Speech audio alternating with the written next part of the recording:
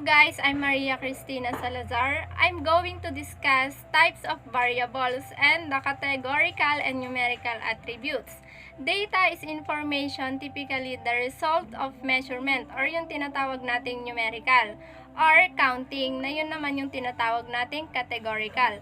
Variables serve as placeholder for data. There are two types of variables.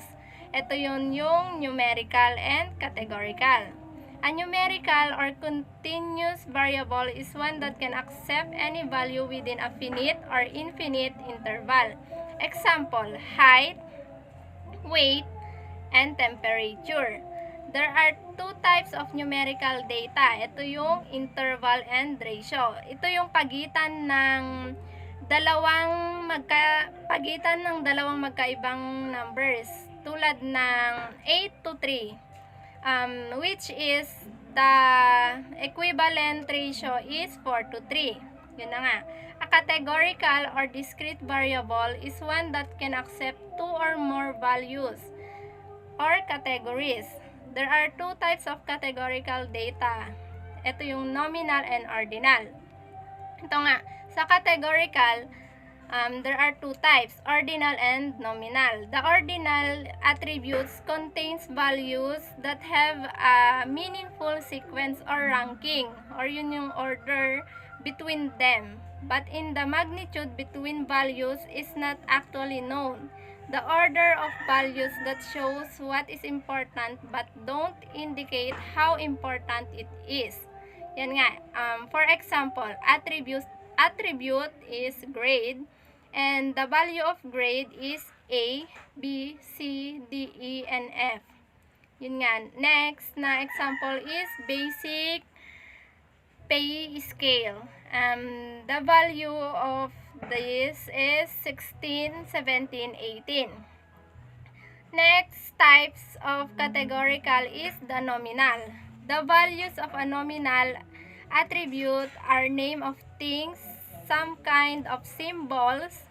Values or nominal attributes represent some category or state, and that's why nominal attributes, also referred as categorical attributes, are there is no order or among values or nominal attributes.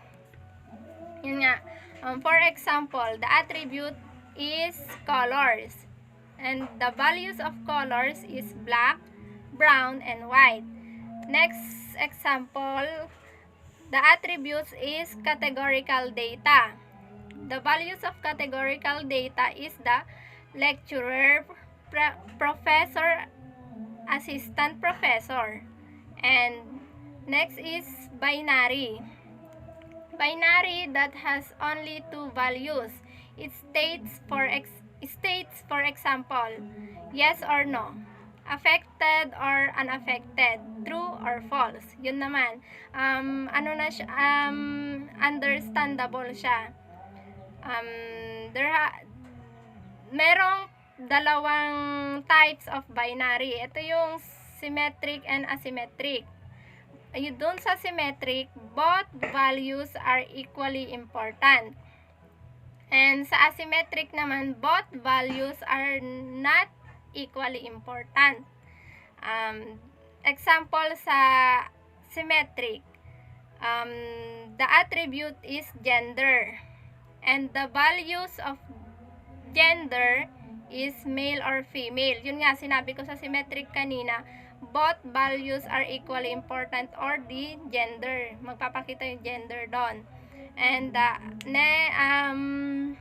example of asymmetric naman, attribute is cancer detected. The result or the values ng cancer detected, yes or no. Yung result niya yung magpapakita. Next example is result. Ang magiging values ng result is pass or failed lang. Next is numerical. Sa numerical attributes naman tayo. A numeric attribute is is quantitative because it is a measurable quantity represented in integers or real values. Numerical attributes are of two types interval.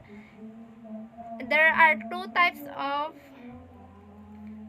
numerical attributes. Ito yung interval scaled and ratio scaled. Interval scaled attribute has value whose differences are interpretable, but the numerical attributes do not have the correct reference point, or we can also call 0 point. Sa ratio scaled naman, at ratio scaled attribute is a numeric attributes with a fixed 0 point. Dun sa kanina, we can tell 0 point. Dun naman sa ratio scaled is with a fixed 0 point. Yun yung nila. And the ratio scaled attributes, it's a measurement ratio scaled. We can say of a value as being a multiple or ratio of another value. The values are ordered, and we can also compute the difference between values and the mean, median, mode, quantity range, and 5 numbers summary can be given. Next is discrete. Discrete data, finite values, it can be numerical and can also categorical form. These attributes has finite or countably infinite set of values.